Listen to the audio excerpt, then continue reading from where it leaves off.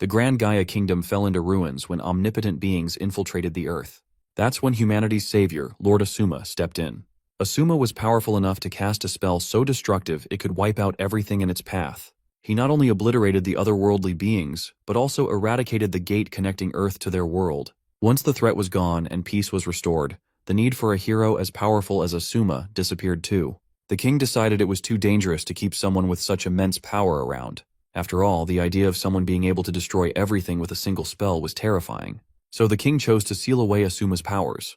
The wine of victory Asuma had earlier turned out to be a forbidden drink that completely nullified magic. After his powers were sealed, his own subordinates, those who had fought alongside him on the battlefield, betrayed him. His own friends together combined their strength and cast an instant death spell on him.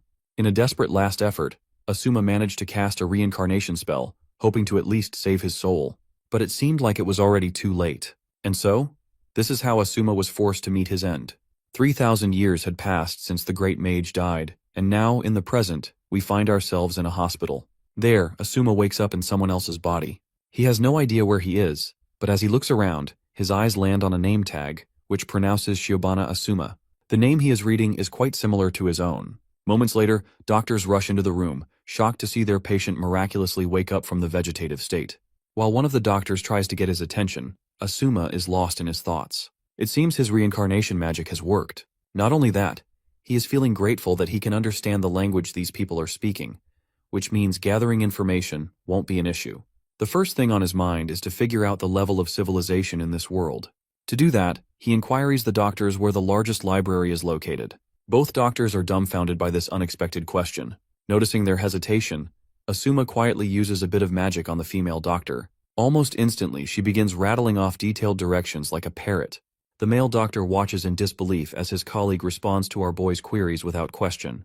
After thanking her, Asuma shifts his focus to the bag sitting on a nearby desk. He asks if the luggage belongs to him. Once again, the nurse answers obediently and without hesitation, leaving the male doctor bewildered all over again. With that, Asuma grabs his backpack and walks out of the ward. As he sits in the waiting area outside, he notices a strange rectangular object tucked inside his bag. Well, it's his phone. Since he has never encountered anything like a smartphone before, Asuma mistakes it for some sort of metal plate. Just then, the same female doctor reappears. Asuma holds up the object and questions her about it. The doctor, bewildered by his question, wonders why he's asking something so obvious. Still, she explains that it's a smartphone. Hearing this only piques Asuma's curiosity. He quickly casts an analysis spell over the device in order to truly understand the application of such an object. Within moments, he learns everything he needs to know about it. From what he understands, this smartphone is essentially a magical tool that provides access to an enormous library of books and a vast archive of visual records. Fascinated, he refines his analysis to investigate further. By scanning the device, he realizes there's no need for him to visit an outdated place like a library to gain knowledge. Simply analyzing the smartphone will grant him foundational understanding of this world. He learns that this magical tool can be used to communicate with people across great distances, and it seems to hold the ability to search for and acquire virtually any kind of information. With this little device in the palm of his hand, Asuma feels as though he holds an endless source of knowledge and power. The smartphone is something that did not exist in Asuma's era. However, from what he has gathered, despite 3,000 years passing since then, magical advancements seem to have gone extinct. In its place, something called technology has emerged. While it does appear convenient in many ways, it's nothing significant to him. It's merely at a basic level compared to what he once knew. This realization doesn't sit well with him. He spent his life protecting this world, only to see it become so backward and primitive. A while later, he finally arrives at the residence of Shiobana Asuma, the house belonging to the original owner of the body he now inhabits. Inside, he notices a family portrait over the desk. The house is empty, leading him to speculate that the original Shiobana Asuma may have lost his parents. Asuma's eyes then catch sight of a diary belonging to Shiobana Asuma. Out of sheer curiosity, he begins flipping through its pages. What he reads is far from pleasant. The diary is filled with the boy's insecurities, painting a picture of someone who felt hated by everyone around him. Shiobana Asuma described feeling unbearably lonely, and even admitted to having thoughts of ending his own life. It now finally makes sense why the owner of this body was in the hospital. Asuma then shifts his attention to the messages in the phone's chat group. The messages are filled with hatred toward him. Some people demand that he pay back his debt, while others wish for his death. The chat group is named Shibuya Ward Mage Development High School. The next day, Asuma finds himself at the very school. Some students standing around him seem bewildered to see him there. One of them even asks if he's really recovered and why he even bothered to come back. They then recall the rumors floating around. Apparently, Shiobana Asuma couldn't endure the bullying and had even attempted suicide. Yet here he is, strolling around like nothing ever happened.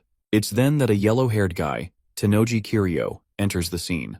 The way this guy looks at Asuma is enough to make anyone think he's just another typical bully. Not to mention he's got a couple of lackeys standing behind him. The sight of Kiryu catches Asuma off guard. This guy reminds him of one of his old subordinates, a man from his past known as Flames Kiryu. When Asuma mutters the name Flames Kiryu out loud, the already cocky Kiryu becomes even more full of himself. He doesn't like that Asuma isn't cowering in fear like he's supposed to. The bastard even starts taunting, bringing up the recent incident where he and his lackeys left him in a broken, bloodied mess. He is more than eager to show Asuma the power of his flames once again. While they continue throwing insults, mocking Asuma's pathetic existence, our boy starts piecing things together. He recalls that Kiryu was probably one of the scumbags trash-talking him in that chat group. If this guy isn't the original Flames Kiryu, then he must be a descendant of him. He then finally decides to test Kiryu's strength and gauge his own magical energy in the process. With his fist clenched, he throws a devastating punch straight at Kiryu's face. The single blow is enough to leave Kiryu's face a bloody mess. The impact drills him into the ground, which shatters beneath him. Kiryu's lackeys go absolutely bonkers, their faces pale with shock as they witness their master get rocked by a single punch. They waste no time and charge at Asuma, desperate to salvage Kiryu's pride. But Asuma doesn't even break a sweat. Calm and composed, he lets the lackeys trip over themselves, their clumsy attempts to take him down proving futile. With his hand gesture, he then makes the bastards float up in the air. In the next moment, all of Kiryu's lackeys stumble over each other, falling into nearby students and dragging them down in a chaotic heap. Meanwhile, Kiryu, the bastard himself, takes things up a notch. Using a modern magic technique, he unleashes a barrage of fire bullets aimed directly at Asuma. The students watching from the sidelines start losing their minds. The spell Kiryu just cast is forbidden magic, something no one dares to use in daily life. Panicked, the spectators decide to run before they get caught in the collateral damage. But their worries quickly prove unnecessary because, with a simple hand gesture, Asuma stops the incoming fire bullets mid-air, just like Neo from the Matrix. Calmly, he follows up by casting a disintegration spell, completely obliterating the fire bullets. Seeing the flames turn to nothing but ashes, Asuma feels quite relieved. He is glad that his signature magic spell is working perfectly in this new era. The crowd stands frozen in awe, unable to comprehend how such a mighty forbidden spell was reduced to nothing. Asuma then decides to test his physical strength. He sprints toward the lackeys and strikes each one at the back of their necks. One by one, they drop like rag dolls, unconscious before they even hit the ground. Kiryu watches in disbelief. How could someone he thought of as a weak runt take down his so-called elite group of students so effortlessly? This realization doesn't sit well with Kiryu.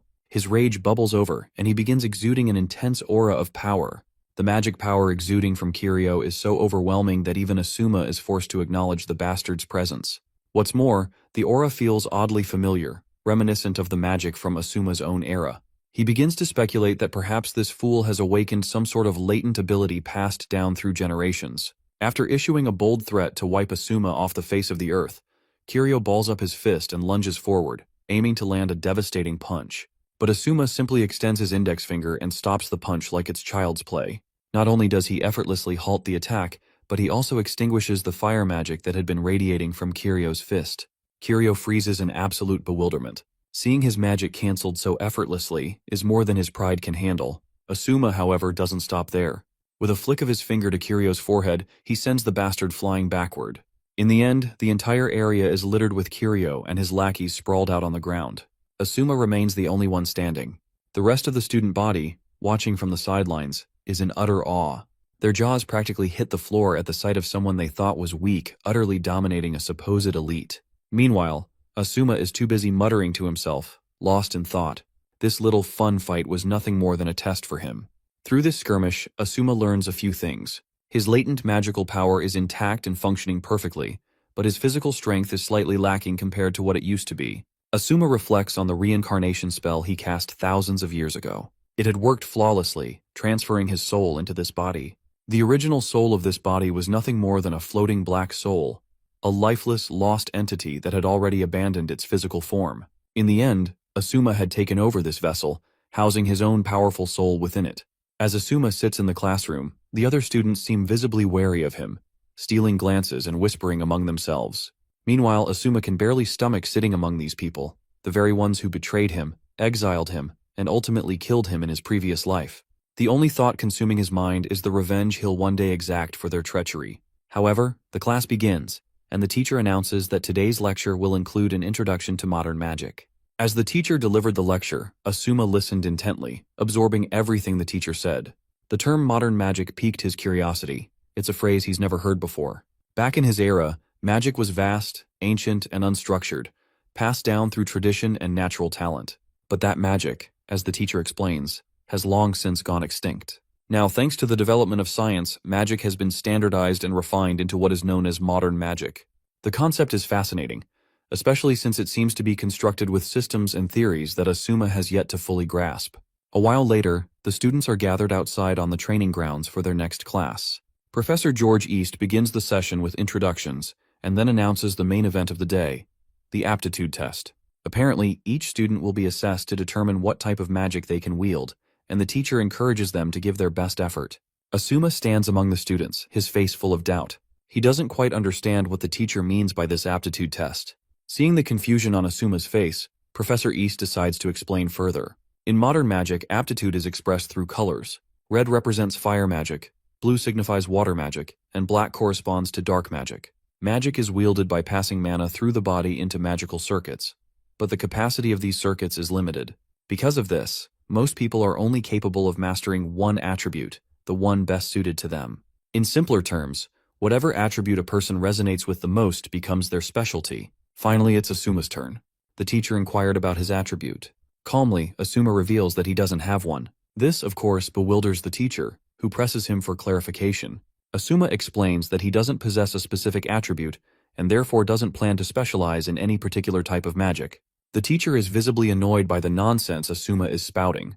How could someone not have an attribute? The other students are equally baffled as they struggle to make sense of his claim. Meanwhile, Asuma is unfazed. He knows that his magic is colorless, meaning he doesn't have a set attribute. But what most fail to realize is that this absence of a fixed attribute is a blessing rather than a curse. In simpler terms, not being bound to a specific attribute means Asuma's body is capable of adapting to all types of magic. In short, Asuma has access to every kind of magic. Meanwhile, the teacher starts getting cocky. He makes it painfully clear that, in his opinion, someone like Asuma doesn't belong in this academy. The teacher, being the scummy person he is, doesn't hold back. He goes as far as to call his own student trash in front of the entire class, all to belittle him. It's obvious he doesn't like how calm and composed Asuma remains, despite supposedly being a complete loser with no attribute. He further launches into a tirade. He points out how being colorless means having no attributes, no foundation for magic, and no way to acquire or cultivate it. To him, this makes Asuma hopeless, someone incapable of ever improving himself. As if that wasn't enough, the teacher directs his attention to the emblem on their school uniforms, which symbolizes all the known colored attributes. He uses this as a way to further humiliate Asuma, implying he doesn't deserve to wear it since he doesn't fit into the system. But that's when Asuma finally speaks up. With a calm yet confident tone, he snaps back, making it crystal clear to the teacher that being colorless isn't a weakness. In fact, Asuma declares, colorless is the strongest. Asuma requests one chance to prove himself. He boldly asks for a mock battle with the teacher, as he is determined to prove that colorless magic is the strongest. The entire student body falls into stunned silence at his audacity. A challenge like this is rare, and no one expected Asuma to make such a bold declaration.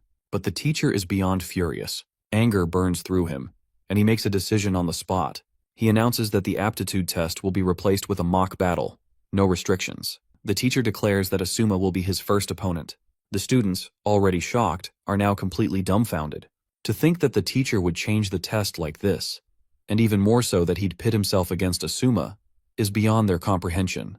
They're concerned for him, especially since Professor George is known as one of the most powerful instructors in the academy. Nonetheless, the two stand across from each other.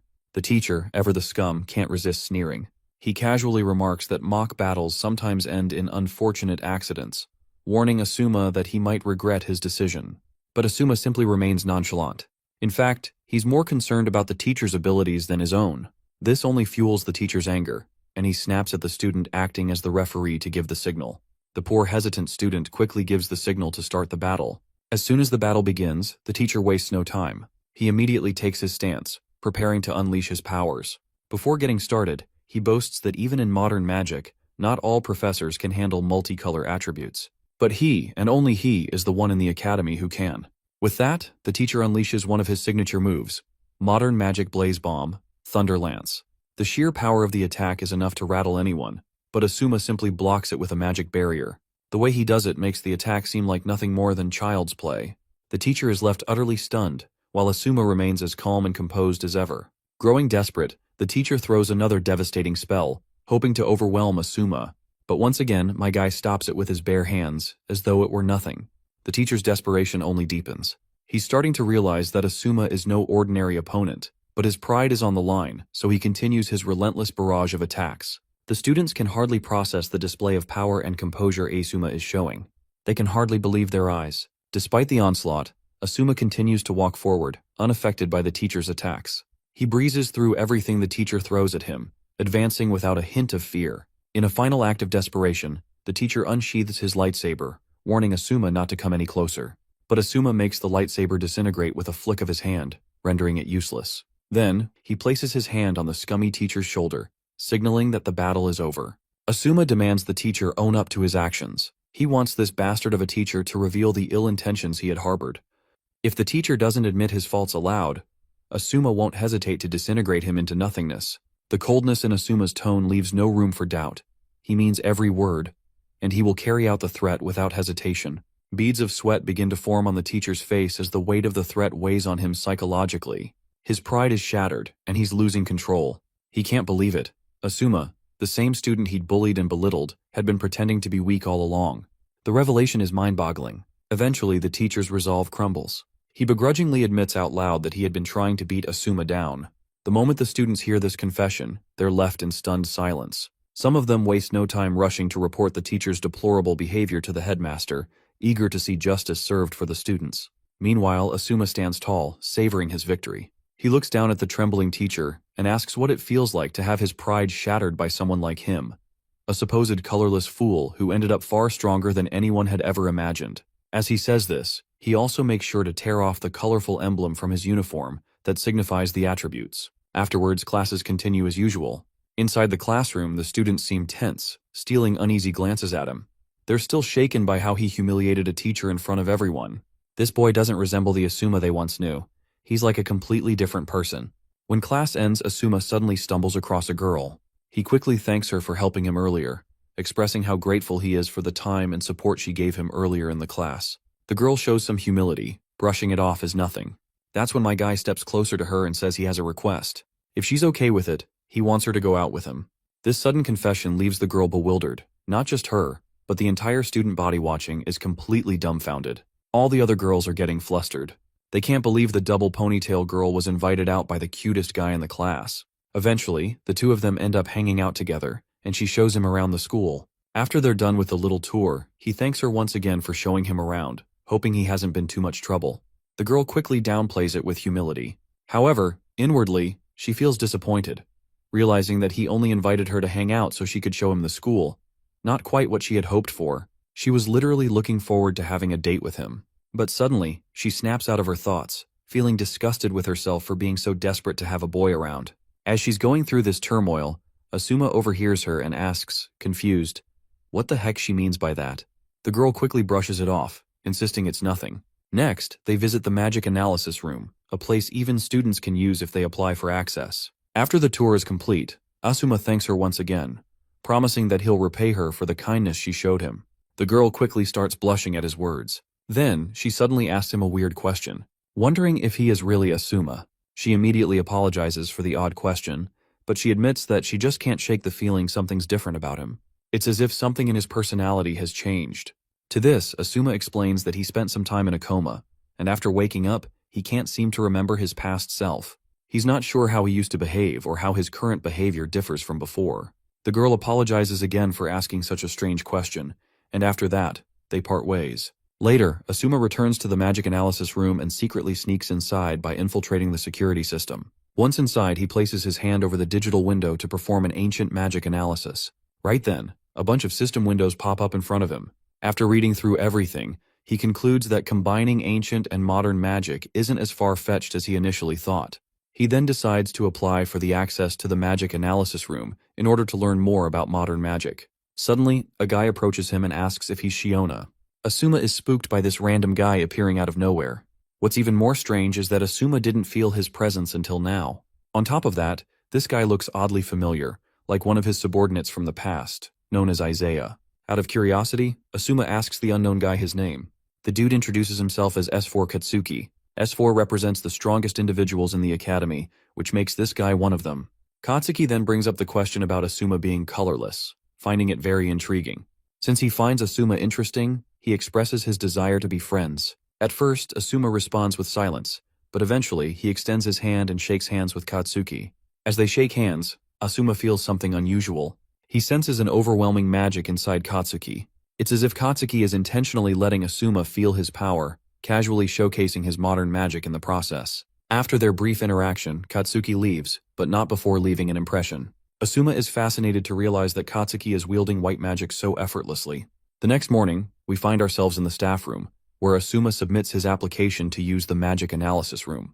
The attendant approves his request and schedules a time slot for him at 4 p.m., giving him 3 hours to use the facility.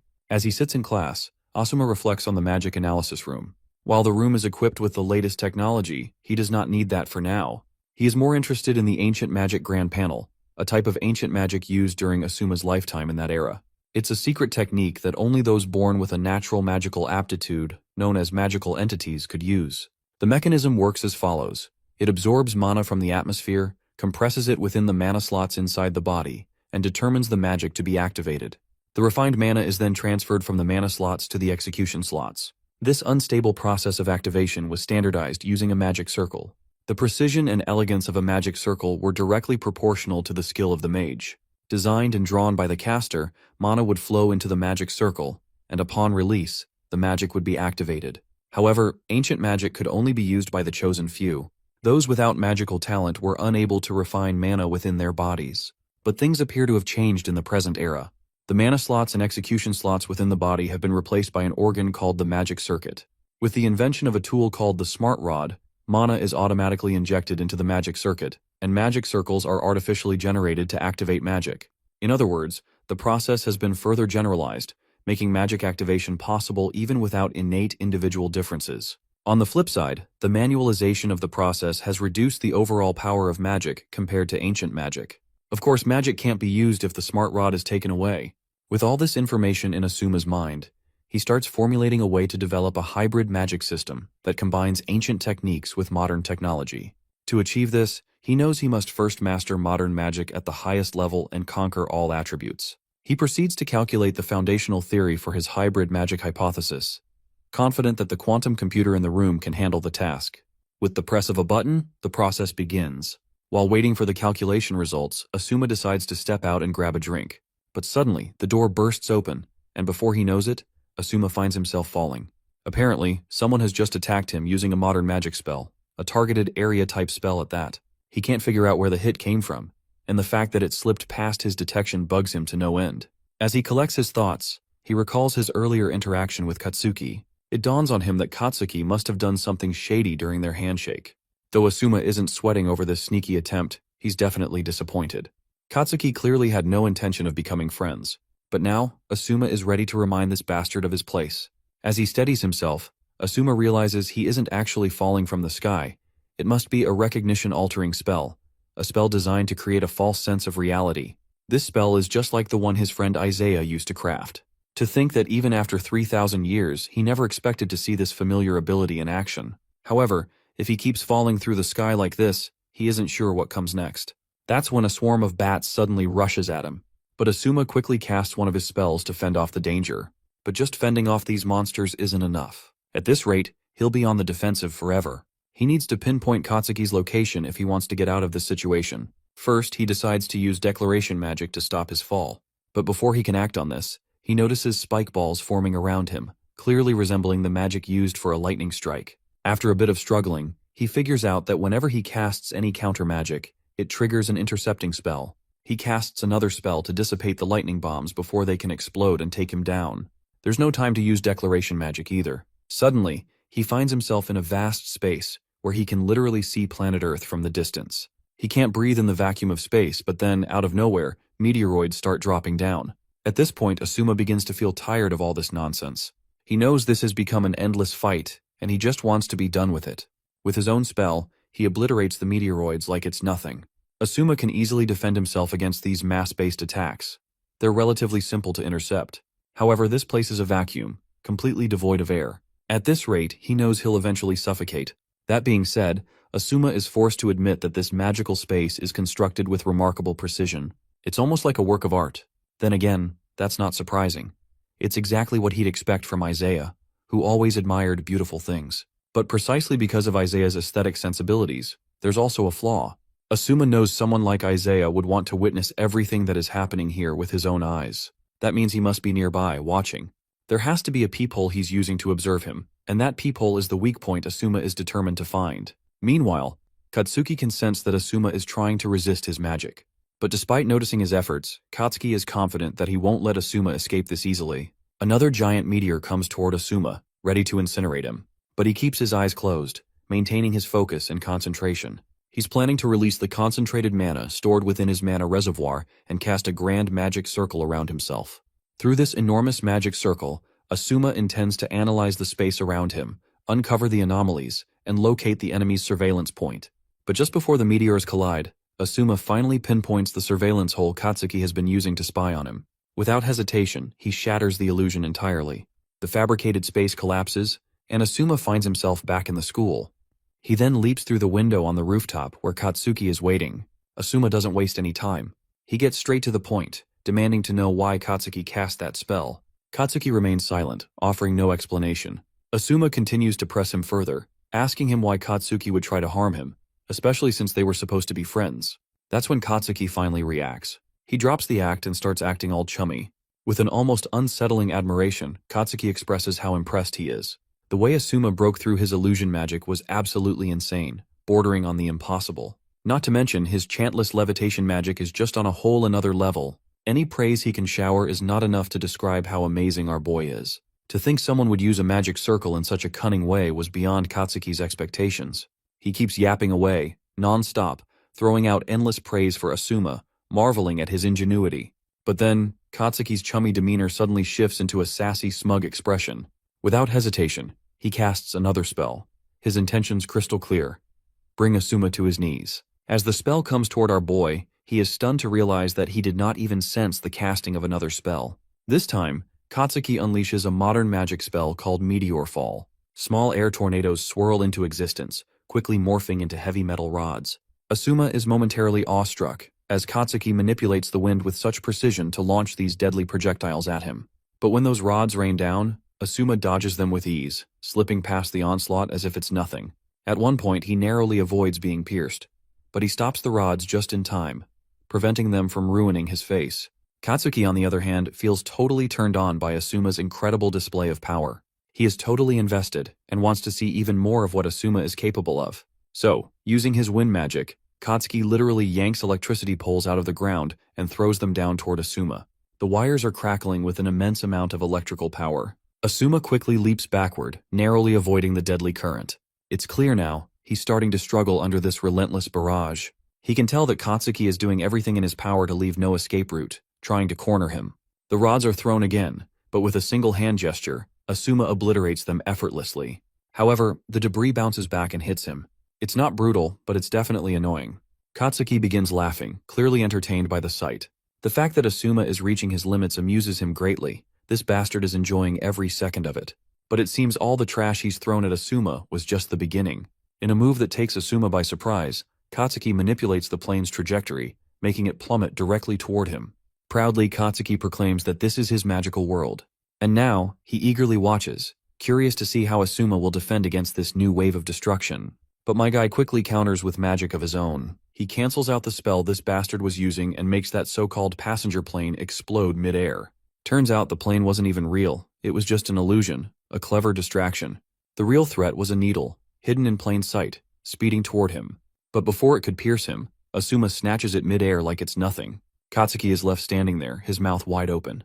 To think his concealed needle was discovered and intercepted like that, it's absolutely insane. It becomes clear that Asuma had been on to him from the very beginning. He knew right away what kind of shady scheme this bastard was pulling. From the start, he saw through Katsuki's tricks. The falling debris, the magic wind manipulation, the scattered objects like utility poles and metal sheets. It was all part of the decoy. Katsuki's grand move was the illusion of a crashing plane designed to steal Asuma's focus. In that crucial moment, he launched magic needles imbued with unconsciousness spells, his true ace up the sleeve. The so-called meteor fall was nothing but a flashy bluff. Though Asuma gives some props for the impressive setup, he makes one thing crystal clear: these petty tricks aren't even close to enough to take him down. Katsuki, on the other hand, is in complete disbelief. He can't accept that Asuma saw through his ploy. In his mind, it's impossible. There isn't a mage alive who can detect his magic activation. He's convinced that only the legendary great mage from 3,000 years ago could have detected his magic activation, and clearly, Asuma is not that legendary mage. But then, Asuma reveals the truth. It was pretty obvious from the start. Since Katsuki uses concealing magical traces, it was clear his finishing move would have to be something subtle, something quiet. In a flash, Asuma dashes forward so fast he practically teleports, appearing right in front of Katsuki. He then exposes the crucial mistake Katsuki made. He used too much magic, giving Asuma the chance to analyze it. He then extends his hand, casting a spell on the stunned bastard. At first, Katsuki is completely bewildered by what's happening. But as the brilliance of the spell unfolds, he starts to get all chummy. Whatever magic Asuma is using is so thrilling to watch, it's just too exciting. Then, Asuma decides to let this fool taste a piece of his ancient magic. Vibration Jam. That one spell completely obliterates the ground beneath them, sending shockwaves through the air. Katsuki is finally knocked down, utterly overwhelmed by the hit. Asuma, on the other hand, stands tall, victorious, with no doubt in his mind that he's come out on top. The scene transitions to Magic City, the royal capital of Grangaya. In a serene courtyard, a purple-haired figure is fully immersed in painting the breathtaking scenery on his canvas. This man is none other than Isaiah, and this place is a glimpse of the past memories of our boy, Asuma. Asuma steps into the scene, admiring the work and offering his usual praise for the beautiful painting Isaiah has created. Isaiah, as always, is completely smitten to receive compliments from his most beloved person. At that moment, Curio Flame and another lady, whose name remains unknown, join the scene. Watching the heated exchange between the two, Isaiah decides to walk his own path. But before leaving, he promises to Asuma that he will make sure to create a portrait of him next time when they meet. Curio Flame, however, can't stomach how Isaiah is smitten over Asuma. Eventually, Isaiah starts walking away as well, deciding he doesn't want to stay with people who don't truly appreciate art. The only time he finds joy is when he spends time with the great mage himself. As he walks down the corridor, he suddenly notices Saiwon. Saiwon explains that earlier, he was summoned by the Lord and received an imperial command. It's something secretive, so he makes sure to speak it only into Isaiah's ear. Whatever Saiwon says shocks Isaiah deeply, leaving him absolutely dumbfounded. Apparently, Saiwon tells Isaiah a lie that Asuma is plotting a rebellion against everyone. Saiwon confirms this without an ounce of hesitation, as he believes the Lord's future sight is absolute. Of course, this revelation leaves Isaiah completely bewildered, as he can barely stomach the thought, unsure why Asuma would do such a thing. The scene then transitions back to the present, where we find Kitsuki waking up in the infirmary after suffering a humiliating defeat at the hands of our boy. His head aches, as if he had a terrible dream. That's when our boy enters the infirmary with a water bottle and offers it to Kitsuki. It's apparently an electrolyte drink with sugar, meant to help him recover faster and replenish the fluids he lost while groaning in pain. Kitsuki questions why our boy is going to such lengths to help him. In response, our boy reminds him how brutally he was struck by the magic directly. There's no way he could have escaped unharmed, so as a gesture of goodwill, he's trying to help since his magic inflicted that damage. He also delivers the fortunate news that Kitsuki's magic circuits are functioning normally, and it seems there were no serious consequences. Suddenly, Kitsuki notices the wet towel our boy is holding. Since the towel is soaked, it doesn't take long for Kitsuki to realize that Asuma must have been wiping off his sweat while he was unconscious. This means Asuma has been tending to his injuries the whole time. Our boy smiles softly, admitting that he would rather avoid losing a skilled mage. This lightens up Kitsuki's mood, and he finally grabs the water bottle. Kitsuki then speaks about Kiryo, assuring our boy that in S4 no one is a bully like Kiryo, so he should not harbor any disdain. While Kiryo might be a powerful individual, Kitsuki claims that he too doesn't agree with Kiryo's way of thinking. He reveals a little about himself, saying that he's a simple guy, and the only reason he picked a fight with our boy was out of curiosity to fight someone who had defeated Kiryo. He then apologizes to Asuma for all the shit Kiryo has caused him. Seeing how earnest Kitsuki is, our boy is forced to admit that he's not a bad person at all. Our boy then promises to forget the ambush Kitsuki had launched against him, but in exchange, he wants Kitsuki to leave S4 and stay with him at this academy. He shares his goal of creating a new faction of his own, and wants Kitsuki to be a part of it. The reason our boy wants Kitsuki by his side is that, since he doesn't have any knowledge of this new world, he wants to rely on Kitsuki. In the present, he's ultimately alone, and to accomplish anything, he needs allies. For that reason, he wants Kitsuki to walk alongside him and help him achieve the goals he has in mind. It's clear that Kitsuki is totally swayed by what our boy said, and it doesn't take long before he falls to his knees and pledges his loyalty to him. In that moment, Kitsuki feels a wave of nostalgia. It's like he's finally achieved something he's been longing for so long, and yet he can't figure out why. Suddenly, the school nurse shows up at the scene, looking flustered as she catches the two of them in this unexpected interaction. She panics, clearly not intending to ruin their moment, and quickly decides to leave. Asuma, meanwhile, gets ready to leave as well, since he's already done what he came for. But before heading out, he hands over some papers. It's basically analyzed magic circle charts of Kitsuki. He tells the teacher to use them as a reference for treating Kitsuki further. With that, Asuma leaves, leaving the poor woman standing there completely stunned. Out of nowhere, she starts panicking, overwhelmed by the level of detail in the charts. She's so fascinated by the analysis that she even offers Asuma a spot in the laboratory as a special student. But my guy politely turns her down, saying he'll consider it after he graduates. And just like that, he leaves quietly. Now we're back in the magic analysis room. Honestly, guys, I have no idea what this machine or room is even about. This manhwa is so trash it doesn't explain anything properly. And to make it worse, the translations are equally garbage.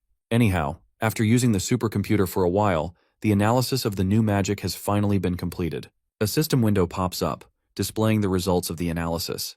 The system window congratulates him, announcing that his theory has established a brand new magic system. It even recommends presenting the discovery at an upcoming conference. After running these tests, Asuma feels relieved and proud that his hunch was right all along. He's thrilled that the foundational theory for modern hybrid magic is finally complete. Now, he plans to individually arrange the magic formulas according to specific objectives and adapt them to the magic circuits. Precise verification will also be necessary to solidify everything. With all the pieces coming together, my guy is hyped to shock the world by reinventing the fundamentals of magic entirely. The next day arrives. During the lecture, the teacher's mind keeps drifting back to Asuma. He can't shake off how much the boy has improved. All the teachers have noticed this drastic change in him, and some are convinced he must be cheating. But this particular teacher has other ideas. He's determined to test Asuma himself to confirm if the boy is truly a genius, or if he's been cheating all along. He's especially confident that there's no way anyone could cheat during an oral exam. So, the teacher scribbles a weird equation and points at our boy, demanding that he explain it to the class. The teacher feels all smug, convinced that Asuma could never solve something this complex. He's expecting him to fail and just admit defeat. But my guy is built different. He stands up from his seat, casually makes his way to the board, and without a shred of hesitation, starts scribbling down the solution. The entire class is left absolutely speechless. Not only does Asuma solve the equation, but he also provides a detailed and well-thought-out explanation for every single step, like it's nothing. The smug teacher is now sweating bullets. All he can do is stand there, stunned and utterly embarrassed. After putting this trash teacher in his place, Asuma calmly walks back to his seat like a boss. Meanwhile, the teacher in the background is still spiraling, struggling to comprehend how Asuma pulled that off. He even entertains the ridiculous idea that maybe Asuma is using some kind of next-gen AI, because the level of explanation he gave is exceptional. Even someone from Tokyo's top magic university would struggle to keep up. As Asuma takes his seat, the double ponytail girl finds herself falling head over heels for him. When lunch break finally rolls around, a bunch of eager students swarm the double ponytail girl. They're all desperate to get closer to Asuma and think she might be their ticket to do it. And when Asuma enters the classroom, it's like a celebrity just walked in. Everyone freezes, acting starstruck and fascinated. As he takes his seat, the double ponytail girl invites him to hang out with her in the cafe after school, if only he has free time. But if Asuma is busy, the double ponytail girl assures him she doesn't mind. My guy pauses for a moment, thinking it over, while the students on the sidelines eagerly wait for his response, practically holding their breath. Eventually, a smirk spreads across Asuma's face as he earnestly accepts her invitation. The students lose it. They go absolutely wild with excitement, overjoyed that Asuma has agreed to join. Meanwhile, through the window, we notice someone perched in a tree, keeping a close eye on Asuma. It's another female student, and judging by her expression, she can't stomach all the attention Asuma is getting. It seems she's plotting to ruin everything for him. The scene transitions to the Ebisu Magic Cafe. Inside, Asuma is surrounded by his fans, all of them eagerly bombarding him with questions about what kind of food he likes and what he plans to order. My guy, ever the gentleman, smiles warmly and reciprocates their enthusiasm with kindness. That killer smile of his is more than enough to make everyone swoon. The double ponytail girl, Ruri, steps in and tells everyone to calm down. Finally, Asuma reveals that his favorite food is cheeseburgers. The students, now even more fascinated, ask him who he's closest to out of everyone. Without hesitation, Asuma answers that it's Ruri, the double ponytail girl. This sudden confession sends Ruri into a frenzy, leaving her blushing and flustered. Meanwhile, the rest of the students can't help but feel jealousy at Asuma's words. Ruri, completely embarrassed, refuses to believe what Asuma just said. She's so caught up in the moment that she doesn't even notice herself crushing the disposable cup in her hand. The spilled coffee burns her hand. As she cleans her hand, Asuma quickly apologizes because it's his fault she burned her hand. But Ruri apologizes instead, saying it's her fault for letting all the students cause such a ruckus. After enjoying their time at the cafe, the group decides to head out together. On the way, Asuma casually shares his phone number with everyone, causing yet another wave of excitement among his classmates. Meanwhile, in the shadows we see this shady student lurking, keeping a close eye on Asuma. The mysterious guy quickly pulls out his phone, reporting to someone that Asuma has just left the cafe. It does not take Asuma long to sense something suspicious in the air. His eyes scan the area. Out of nowhere, a gang of students swarms the area, surrounding Asuma. It's clear they're here to confront him. My guy stays calm and casually asks why they're blocking his path. But the group of students remains silent, refusing to explain. Just then, a Lamborghini screeches into the area. The sound commands immediate attention as all the students automatically stand in double file like it's some sort of ritual. One of them hurries over to open the car door, and out steps a guy in glasses. He looks every bit the part of someone filthy rich, with his luxury car he just pulled up in. The students go wild, clearly in a frenzy at the sight of this guy. Without wasting time, the glasses guy locks his eyes on Asuma and directly addresses him, introducing himself as Fukada Sakane, the president of the club federation at the academy. It doesn't take long for Asuma to pick up on something strange about Fukada. There's a familiar presence emanating from him, something almost nostalgic. That's when it clicks for Asuma. Apparently, Fukada is actually a descendant of Saiwan, one of Asuma's old colleagues from thousands of years ago. Fukada, on the other hand, makes his intentions clear. He's here to challenge Asuma to a magical duel. The entire crowd of students is left in absolute awe at this declaration. Among the entourage of elite students, this lady with a smirk catches our eye, and she is part of S4. Asuma, on the other hand, is caught off guard by this sudden challenge. Apparently, he doesn't even know what a magical duel is. Confused, he turns to Ruri, who's standing behind him, and quietly asks if she knows anything about it. Ruri leans in and whispers all the juicy details he needs to know about this mysterious concept into his ear. Fukada once again questions him if he will accept this or not. The real reason Fukada is throwing this challenge is simple. He can't stomach the fact that someone else is flaunting their powers and acting like the top dog in the academy.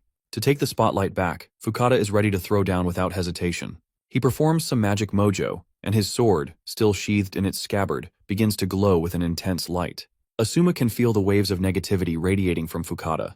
This isn't just a magical challenge, it's laced with killing intent. The pressure Fukada is exuding is overwhelming, commanding the entire space around him. It's not just Asuma feeling it, the students on the sidelines are equally paralyzed by the suffocating aura. But as Asuma watches Fukada's determination, he's reminded of the old Siwon he knew.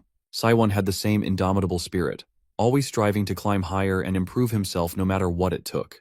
A small smile forms on our boy's face when he remembers his old friend, and he finally accepts the challenge. Fukada couldn't be happier to hear this. A triumphant grin spreads across his face as he slides his sword back into its scabbard, causing the overwhelming aura to vanish in an instant. Before leaving, Fukada promises that the duel will take place tomorrow at 8 a.m. in the Academy's central arena. With that, he proceeds to leave in his Lamborghini. Meanwhile, Asuma stands there, calmly thinking about what just happened. He knows Fukada is making a mistake by challenging him, because there's still so much Fukada needs to learn before he can even think about winning this fight. Still, inwardly, Asuma hopes his old friend's descendant prepares well for what's to come. During the night, while Asuma sleeps soundly in his bed, he drifts into the realm of dreams. What makes this dream intriguing is that it's a lucid one. If he remembers correctly, a class he took recently mentioned that lucid dreaming can allow someone to deeply access their subconscious and latent memories. With that knowledge, Asuma decides to give it a try. He begins to concentrate, intending to delve into the memories of this body's original owner. Asuma recalls that when he first entered this body, there was a faint trace of unused mana lingering in its magic circuit. He had deliberately left it untouched, keeping it safely within him. That mana carried traces of how it once flowed through the body when the original owner was still alive. In essence, those traces meant the original owner's thoughts might still remain. With this in mind, Asuma formulates a bold plan to use magic to salvage the previous owner's consciousness. But the problem is that such a spell doesn't exist in any ancient magic records.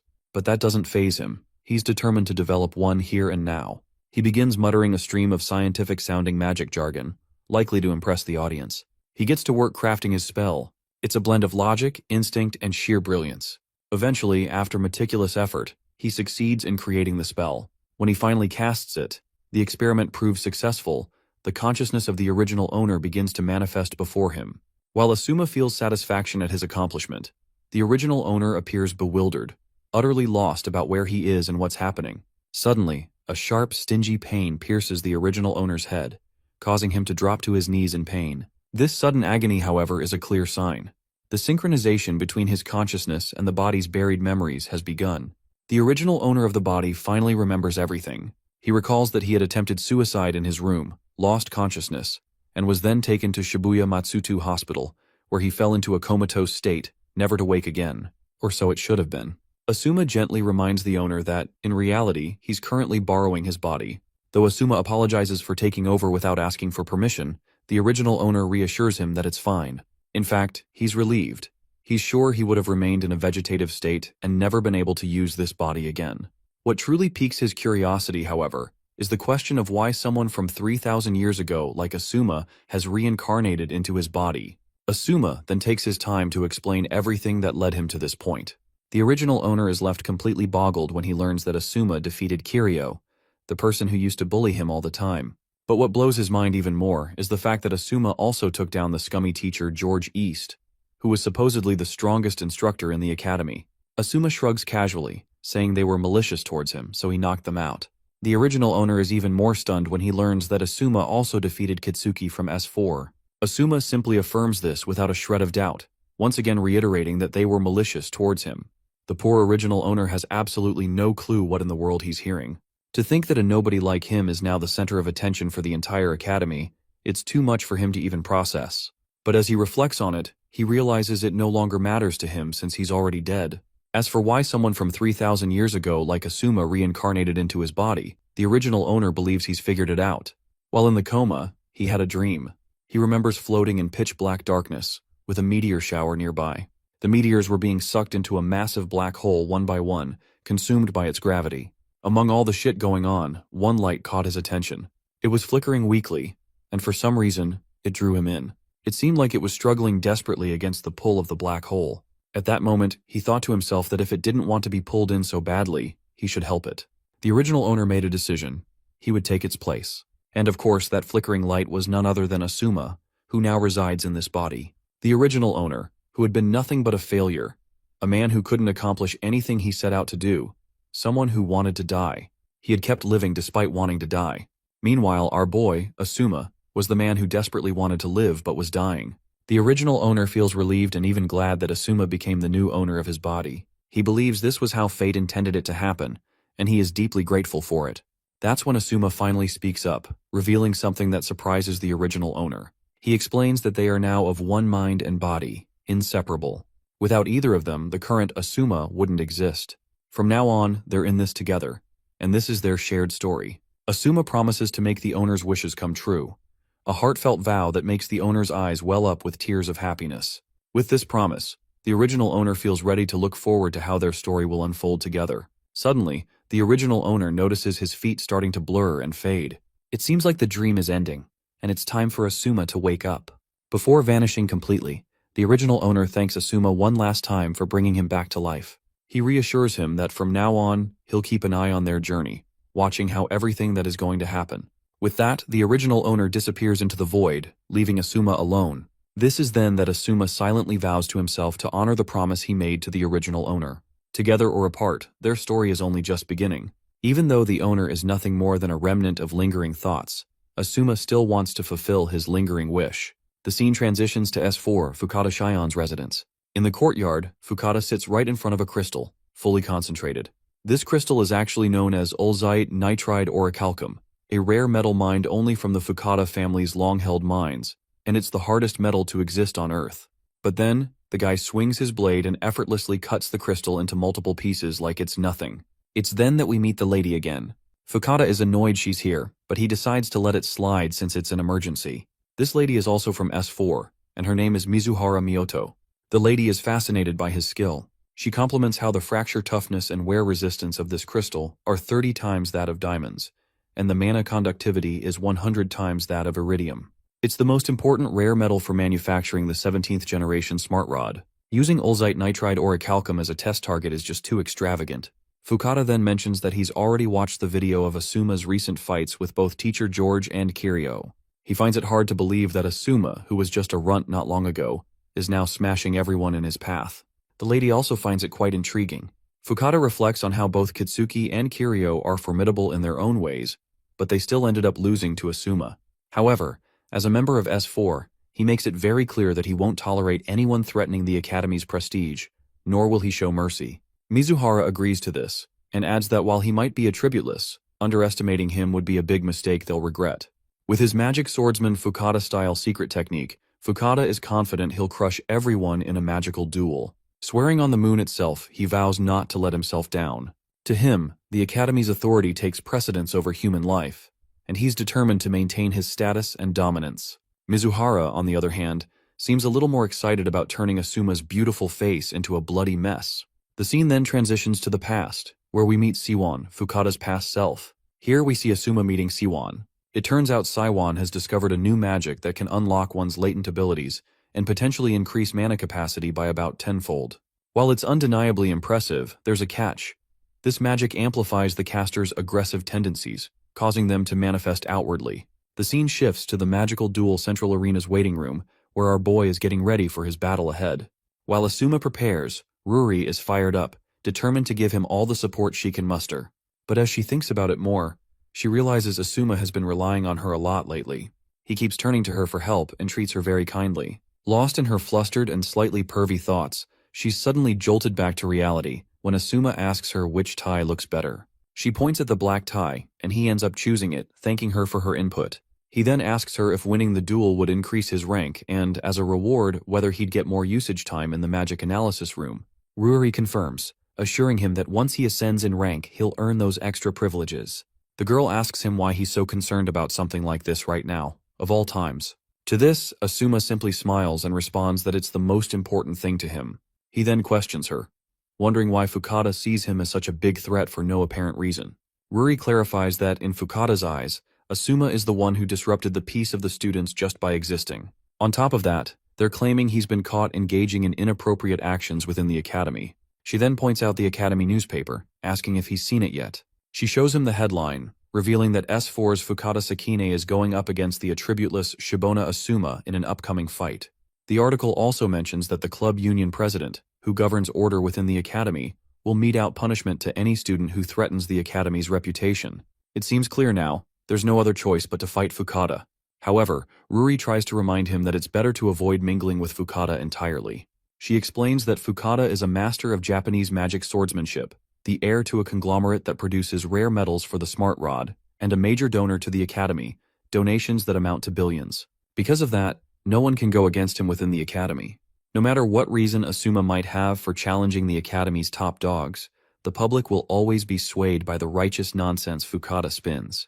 Asuma understands the rationale behind Ruri's statement, but he brushes off the gloomy thoughts for now. Instead, he asks her how he looks in his new getup. The freshness and confidence he's radiating catch Ruri off guard, and she can't help but admit that he looks absolutely perfect. With their preparations complete, they decide to head to the duel. As Asuma walks through the corridor, he runs into Kitsuki.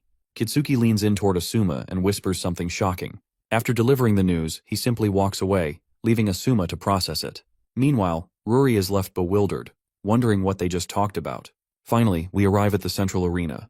The place is buzzing with students, all hyped to see the showdown. Then steps forward the big cheese, Fukada. The girls in the crowd absolutely lose it, getting a little too excited over him. From the other side of the arena, our boy makes his entrance. The moment he steps out, a silence falls among the ladies.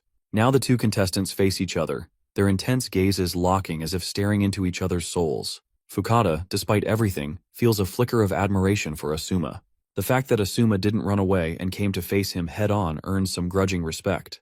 My guy accepts the gratitude earnestly, while Fukada keeps questioning, asking who exactly he is. This sudden question catches Asuma off guard. He can't help but wonder if this dude has somehow realized that he's reincarnated. Fukada continues, openly admitting that Asuma has indeed defeated 2 members of S4, Kiryu and Kitsuki. He even says it's admirable for Asuma to have achieved such a feat. Since those victories were neither flukes nor accidents, Fukada's naturally curious if our boy is even the same person they all once knew. He wants to know who Asuma really is. As he asks, Fukada begins releasing an immense amount of pressure, rippling through the air and literally sending students flying. But this isn't enough to faze Asuma. Standing firm, he calmly declares that he is none other than Shibona Asuma, nothing more, nothing less. Seeing how calm and composed Asuma is, Fukada finds it frustrating. With a sassy smirk spreading across his face, Fukada makes it clear that he doesn't care who Asuma is, but he's definitely not going to underestimate him. He begins unsheathing his sword, boldly declaring that he'll crush this pest like Asuma with all his might and make sure to leave nothing behind. But my guy remains sassy, completely unfazed by Fukada's jabs. He wants his opponent to fight at full strength, and he's not going to show any mercy either. With both contestants ready, the referee prepares to start the magic duel. Out of nowhere, Fukada gestures for the referee to wait. He then proceeds to explain that, while he does intend to crush Asuma with all his might, he's prepared to show mercy as well. After all, it's the pride of the noble Fukada family. He offers Asuma the chance to submit his withdrawal immediately, forgoing the duel to avoid unnecessary pain. Asuma takes a moment to think it over. Then, he finally speaks up. He addresses the referee and asks, if he wins this match, how many ranks will he ascend in the student rankings? The referee elaborates that Fukada, as the head of the Fukada Union, holds the top rank at first, while Asuma is currently ranked 1200, which is an F rank. So if Asuma happens to win this duel, he'll jump straight to A rank, which is just one step below S rank. With that in mind, Asuma lays out his terms. He offers Fukada the chance to withdraw from the duel too. Asuma's demands are simple. If they raise his rank to S, he'll accept a default loss, sparing Fukada from the pain. He apologizes in advance to the students who gathered just to watch this duel, saying they won't get the fight they expected. The students are left in awe by Asuma's bold declaration. His suggestion is enough to infuriate Fukada beyond belief, and he's more than ready to crush Asuma, along with the last bit of pride he has left. But Asuma remains unfazed, giving Fukada an open challenge to try as he might. Fukada turns to the referee and orders him to commence the match. With that, the battle officially begins. Asuma starts strategizing his first move. Knowing Fukada is the reincarnation of Siwon, he realizes that holding back would be a foolish choice. So, he decides to use his ancient magic at full power right from the start. He conjures his most powerful spell, and the unique, authentic design of his magic circle leaves everyone in awe, because none of them have ever seen a magic circle designed like this, and it's not even in the modern magic library. With his spell ready, Asuma unleashes a powerful beam of lightning, sending it directly toward Fukada. But interestingly, Fukada remains calm, as if he's confident he can avoid the attack. True to his expectations, Fukada conjures a shield made of earth magic in front of him, blocking the direct hit. The trick he just pulled off is an automatic counterattack earth attribute spell. It turns out the bastard had scattered sand imbued with magic all across the arena beforehand. Asuma isn't that surprised though. This move is typical of the Siwon of Earth, known for his meticulousness and planning. Meanwhile, Fukada can't help but feel a flicker of admiration for Asuma. Just as he had heard in rumors, Asuma's magic is of an unknown origin. However, Fukada is confident that this won't be enough to stop him, and he's determined to end this with a single strike. He begins to unsheath his sword. Asuma immediately senses what his opponent is planning. The sword in Fukada's hand is a unique weapon, one that combines a smart rod with mana imbued in it. The guy begins charging his sword with all the power he can muster. Fukada is actually fusing battle aura with earth attribute barrier magic. In other words, he's creating an inviolable absolute space. If Asuma attacks now, the barrier will automatically counter, and in the next instant, Fukada will retaliate with an offensive strike. Meanwhile, the ladies in the audience are cheering wildly for Fukada, practically losing their mind and their composure. Suddenly, the ground beneath Asuma's feet begins to crack, and a swirling sand trap appears right below him. The sand seems alive, quickly latching onto his feet, trapping him in place. The bastard is making sure our boy has no room to defend himself when he launches his attack. Right on cue, the sneaky sucker executes his signature move, the magic sword technique Dancer's Crescent Moon Slash. Mizuhara Miyoto is also fully invested in fights. She knows that this slash is powerful enough to cut through even the hardest metal on Earth, and she's convinced Asuma is as good as dead. But Asuma stands there, calm and collected, completely unfazed. In the next moment, he yanks off his tie and activates a hardening magic spell, Magi Metallize, turning the tie into a sword. With just a single flick, he demolishes Fukada's ability as if it were nothing. Once again, the spectators are left with their jaws hanging open in disbelief. Not done yet, Asuma quickly follows up with another magical technique. Annihilation Magic, Particle Veil, and effortlessly slices through the sand hands holding him down. Then, Asuma disappears from his position and appears right behind Fukada, ready to deliver a devastating blow.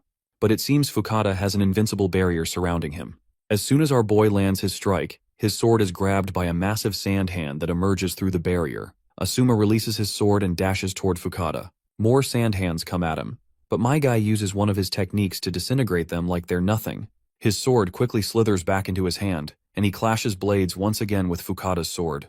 Meanwhile, Asuma continues to press Fukada hard, pushing him back. The bastard is clearly struggling.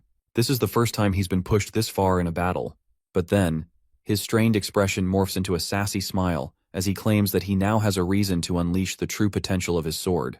He uses one of his signature moves, Magic Sword, Full Moon of Organs, and lunges at Asuma with lightning speed. The sword is fast, and it looks like there's little time for Asuma to dodge. Meanwhile, Mizuhara Miyoto revels in the fact that the technique Fukada just used is the secret sword technique of the Fukada family, combining disturbance-type magic sword and penetration-type magic sword. In simpler terms, this sword can't be dodged. As expected, Asuma takes the full brunt of the sword head-on, but Fukada quickly follows up with another technique, Moon Crater Bomb, causing a massive blast that sends Asuma flying backward. The entire student body is once again stunned. The sheer brutality of the attack is insane, and they start doubting whether Asuma is even still alive. Even Fukada begins to feel concerned, wondering if he used too much force and may have actually killed the poor guy. He turns to the referee and asks about the result, wondering if Asuma has truly died. The referee quickly rushes toward Asuma to check his condition. But in the next moment, Asuma stands up, exuding more of a menacing aura than ever before. Fukada is left speechless, his jaw hanging. It's unfathomable that Asuma didn't get a single scratch, let alone sustain any brutal damage. With that, Asuma is ready to fight for real this time. Asuma walks menacingly without a shred of hesitation, and Fukada quickly takes his stance, ready to go toe-to-toe. Inwardly, Asuma thinks to himself that after taking so much damage in this fragile body, it can't keep up with the inflow of mana he's providing. So, he decides to end this quickly. He then uses one of his techniques, rapidly condensing mana into the palm of his hand before channeling it into his body, circulating the mana at high speed to temporarily enhance his physical abilities. As soon as he does this, he begins to exude an even more terrifying amount of mana. This is actually his first attempt, yet it surprisingly feels easy. As expected, real combat against a strong opponent provides the best environment, and now, Asuma is confident that he can construct theories and conduct experiments simultaneously. Fukada, on the other hand, notices how freely Asuma is standing and charges to take advantage of the opportunity. But before he can react, Asuma moves so fast that Fukada doesn't even register what just happened. Fukada quickly conjures up his sand hands to grab Asuma's feet, pinning him to the ground. He's sure that this time Asuma won't be able to escape. But Asuma is so powerful that he grabs the sand hand like it's nothing, and yanks this giant sand golem out of the ground and throws it aside like a sack of potatoes. After destroying the sand golem, Asuma is certain that his opponent no longer has the ability to counterattack. As Fukada begins to dread the worst, he is convinced that it's all over now. The bastard finds it impossible to comprehend. He represents the Japanese Magic Swordsmanship Association, and he's Fukada Shion, heir to the Fukada family. He can't fathom being so easily defeated. This is when he decides to do something daring. But before he does, the scene flashes back to the past, thousands of years ago, when Siwon reveals his new magic, a power that can unlock latent abilities and potentially increase mana capacity by tenfold. However, it comes with a side effect. The caster's aggressive tendencies are amplified and manifest outwardly. Siwon is still working on refining this magic, but they've reached the point where human trials can be considered. Asuma acknowledges the risks and asks if Siwon has found any candidates for the trials. Siwon confirms that he has one capable test subject who doesn't complain. Hearing this, Asuma walks away, as he has complete faith in his comrade, and is sure that he will produce good results. Back in the present, something snaps inside Fukada, and his entire personality shifts. He begins to laugh like a maniac, a madness overtaking him. Asuma immediately senses the unusual surge of power inside Fukada's body. That's when it hits him that Siwon's experiment subjects were not just anyone. It was Siwon himself. Currently, Fukada's personality has completely changed, and the experiment has succeeded. He now possesses tremendous power, but at the cost of this twisted personality he has developed. I know, guys, this manhwa is trash. Most of the things just do not make sense. If you made it this far, it's a miracle.